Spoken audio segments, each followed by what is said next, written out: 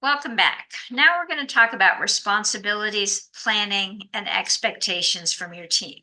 So once you've gathered all your materials, it's important to assign clear responsibilities for managing them.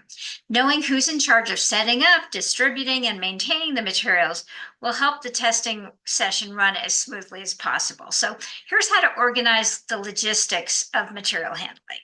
Number one, assign a material manager. Designate someone from your team to be in charge of handling all the materials. This person will ensure that all the necessary items are prepared, labeled, and available before testing begins. The material manager should also be responsible for things like refilling water, ensuring palate cleansers available, and keeping the tasting area clean if someone else is not doing that. Number two, product distribution. Think about how are you going to distribute the products and who's going to do it? Will they be presented one by one in a specific order, or will participants have access to multiple products at once? Having a clear plan for product distribution will ensure that each participant has a consistent experience. For the most part, I think you should do them in order. Having participants access to products all at once tends to be distracting and takes away from the systematic approach to evaluating products. Number three, cleaning up and resetting. Between participants, groups, or even tasting, someone should be responsible for clearing away used plates, napkins, paper handouts, anything that could be left behind or distract from the next phase. This ensures that each participant has a fresh and clean space to work in. Also consider assigning someone to manage unforeseen issues like product spills or questions about the process. Having specific roles assigned in advance will help prevent confusion on the day of testing and help the process flow more smoothly. So let's talk a little bit about participant comfort. The more comfortable and engaged your participants are, the better feedback they're likely to provide. So here's a few additional things to consider. Make sure participants have comfortable seating and enough space to complete their paper handouts for recording opinions. I find that clipboards sometimes help in this regard. So having clipboards and writing utensils might be the way to go. You want them to be focused on the products and not distracted. Signage and instructions are obviously key to ensure that participants know what to do and where to go.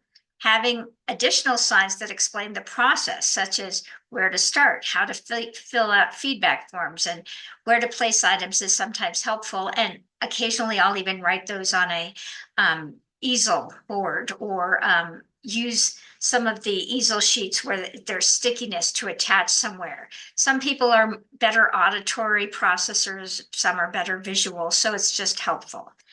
Masks and gloves are helpful if you're going to be handling products with your hands as opposed to having something that's going to be unboxed. So if you're touching edibles, touching pre-rolls, that kind of thing, you're going to probably want to use masks or gloves. This is especially important if you're handling edible products where there's concern that there might be germs or something.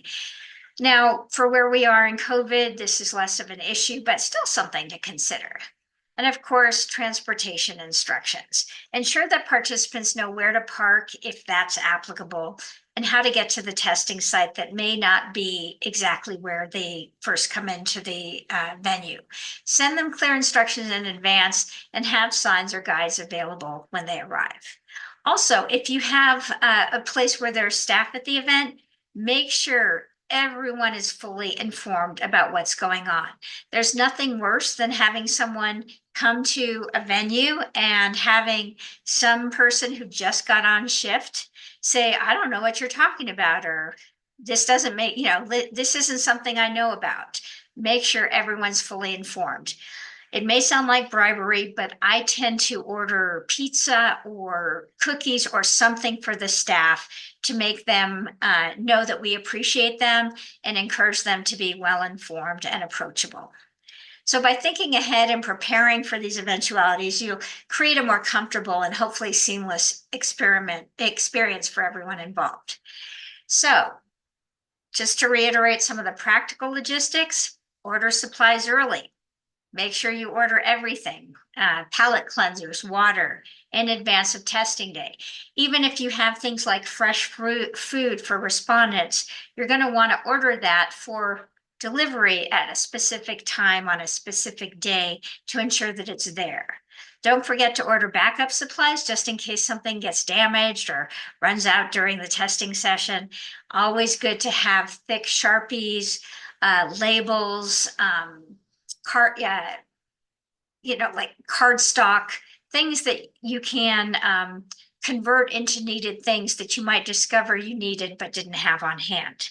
If you're using perishable items like food and edibles, again, coordinate delivery on the day of the test so that everything is there and fresh. Make sure you have adequate storage, such as access to a fridge or a cooler, if you need to keep certain things fresh until the testing begins. And handle last-minute orders. Be sure to have access to an Instacart or some other means by which to order things if you need them and you are not able to go off-site to acquire them.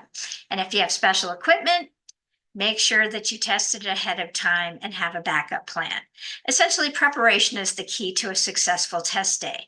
And while you may have already completed most of the planning and setup, there are going to be some crucial tasks that you want to do in the last 24 hours.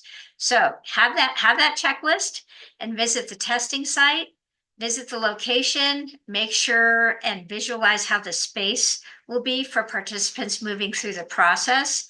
Double check seating arrangements, cleanliness, and any equipment that will be used. Sometimes it's as simple as needing some extra power strips, which I always have on hand, because where you need to plug something in, like the video, isn't where you had hoped it would be. Visiting the testing site will also give you a preview into things that might go awry. I've done focus groups in a location that happened to have parrots. So you can imagine needing to figure out how to do that as a workaround was important. You might be at a place where they have loud live music next door at a certain time.